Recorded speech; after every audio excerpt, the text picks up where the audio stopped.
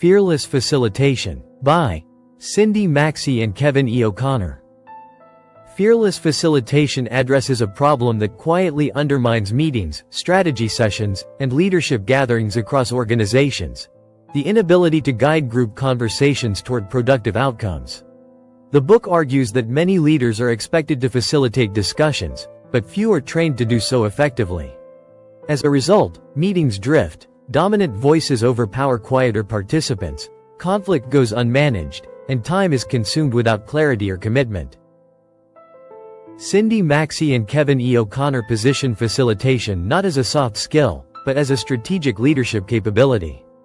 They define facilitation as the structured process of helping a group think, decide, and act together. It is not about controlling content or being the smartest voice in the room. It is about designing conversations that generate alignment and ownership. The book's central premise is that leaders who master facilitation create better decisions, stronger engagement, and more accountable execution. The role of the facilitator, neutral process leader. At the heart of fearless facilitation is the distinction between content leadership and process leadership. Many leaders believe they must contribute ideas in order to add value. However, Maxey and O'Connor emphasize that effective facilitation requires a different posture. The facilitator manages the process of discussion rather than dominating the substance of it. This shift is significant. When leaders over-participate in content, they unintentionally narrow dialogue. Participants begin to align with authority rather than contribute diverse thinking. The conversation becomes hierarchical instead of collaborative. By contrast, when leaders separate their role as facilitator from their role as content expert, they create psychological space. That space invites broader participation and increases collective intelligence. Ignoring this distinction often leads to meetings where the leader speaks most, others disengage, and decisions lack genuine buy-in. The facilitator's discipline is to guide structure without hijacking direction. Designing the conversation before it begins.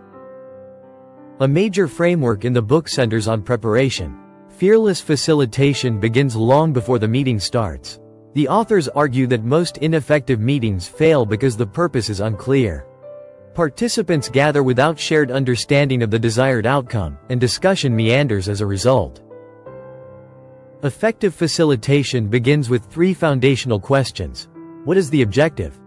What decision or deliverable must result? What process will guide the group there? When these questions are answered in advance, the meeting becomes intentional rather than reactive. The implication for business owners and entrepreneurs is clear.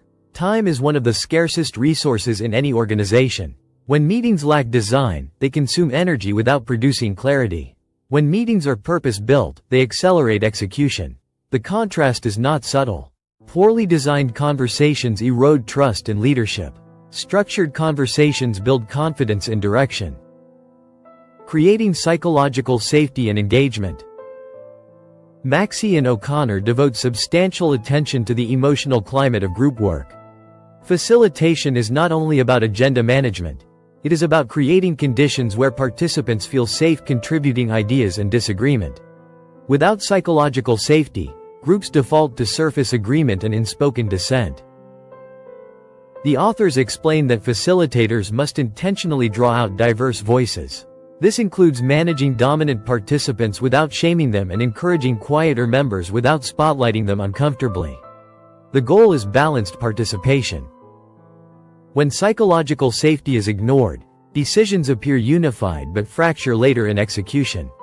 Team members comply publicly while resisting privately. Fearless facilitation reduces this risk by making disagreement visible and constructive during the discussion phase rather than destructive afterward.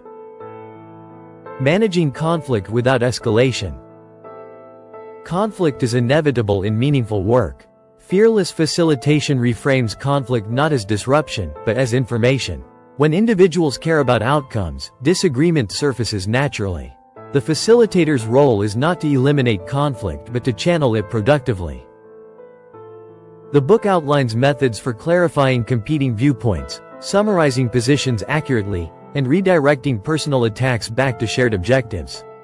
By focusing discussion on issues rather than personalities, facilitators prevent emotional escalation. When conflict is mishandled, meetings become either combative or artificially polite. Both extremes damage trust. Combative environments create fear. Artificial politeness suppresses necessary debate. Skilled facilitation maintains productive tension without allowing it to devolve into hostility. For entrepreneurs and executives, this skill is especially critical during strategic pivots, budget decisions, or performance reviews. The ability to navigate disagreement without losing alignment is a leadership multiplier. Driving toward clear decisions and commitments. One of the most practical insights in the book is the emphasis on closing conversations with clarity. Many meetings generate ideas but fail to convert them into decisions or next steps. Participants leave with different interpretations of what was agreed upon.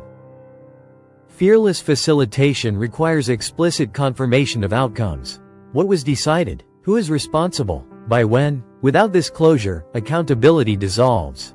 Execution becomes optional rather than expected. The contrast between a meeting that ends with energy and one that ends with ambiguity is dramatic. Clear commitments transform discussion into momentum. Ambiguous endings create repeated conversations about the same issues, draining organizational efficiency. Business applications. Leadership in practice.